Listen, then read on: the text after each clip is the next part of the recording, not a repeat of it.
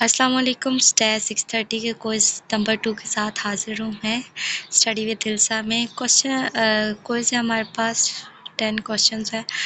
Face to face interviews are part of non interactive media, human interactive media, all of the given option, electronic interactive media. हमें पता है कि face to face हम एक दूसरे के सामने बैठ के बात करते हैं, तो ये ह्यूमन इंटरेक्टिव मीडिया है जिसमें लोग आपस में बैठ के इंटरेक्ट करते हैं।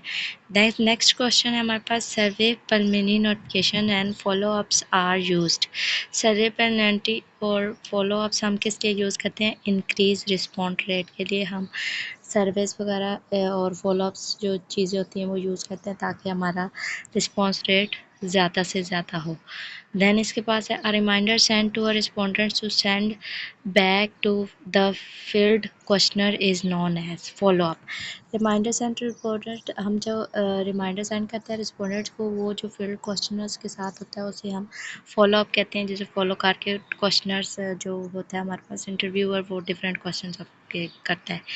नेक्स्ट है हमारे पास, when constructing a questionnaire there are few principle which must be never be ignored, which of the following is not one of those principle. इन दोनों में से कौन सा ऐसा प्रिंसिपल है जिसे हम इग्नोर नहीं कर सकते? Avoid using multiple item to measure single construct, कि आप मल्टीपल आइटम को एक ही सिंगल कंस्ट्रक्ट को मल्टीपल आइटम यूज़ करते हुए अवॉइड करना चाहिए।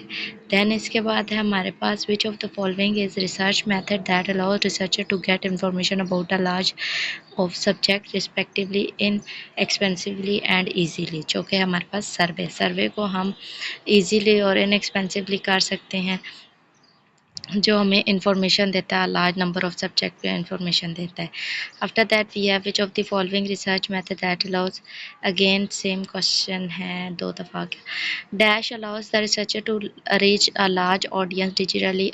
ऑफ कोर्स डिजिटली जो है ऑडियंस जो हमारे पास वो होती है इलेक्ट्रॉनिक मीडिया से, ठीक है, ऑनलाइन जो हमारे पास होती है। So this is answer, electronic interactive media. After that we have, of how often do you watch TV dramas? Occasionally, frequently, regularly. I do not watch TV dramas. This question is asked from the respondents was unable to capture the required variable, which what is the problem associated with. वो कह रहा है कि ये question हमने किया है किससे, अगर वो इसका आंसर नहीं सही दे पा रहा तो उसका प्रॉब्लम क्या है? Because this is an ambitious question, ठीक है। एम्बिशियस क्वेश्चन मशकूक क्वेश्चन है जिसके एक से ज़्यादा मीनिंग्स आ सकते हैं। After that we have question, a master plan which specifies the method and procedure of for collecting and analysing the data is called. जो हमारे पास मास्टर प्लान होता है जो सारे प्रोसीजर को एनालाइज करने के लिए, डेटा को एनालाइज करने के लिए यूज़ किया जाता है, वो हमारे पास हमने लेक्चर नंबर 19 में पढ़ा था, जो कि है research design.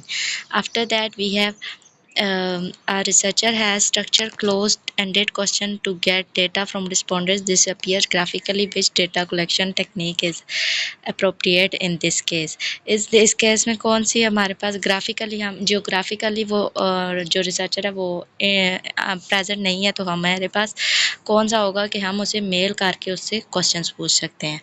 After that last question is, I think this is one is last, all of the following are weaknesses of telephone interviewing except. सबसे टेलीफोन इंटरव्यूइंग की है except response rate is lower than personal interview, क्योंकि response rate जो है वो lower होता है। जैसे कि हमारे पास पता है कि फिजिकल जब हम बंदे से सामने बैठ के बात कर रहे होते हैं तो 100 और चीज़ें पूछ सकते हैं, जबकि टेलीफोन रेट पे हमारे पास इतना वो डेटा नहीं होता, या टेलीफोन जो इंटरव्यू होता है उस पर स्पेसिफिक टाइम होता है, थोड़े से टाइम के लिए होता है।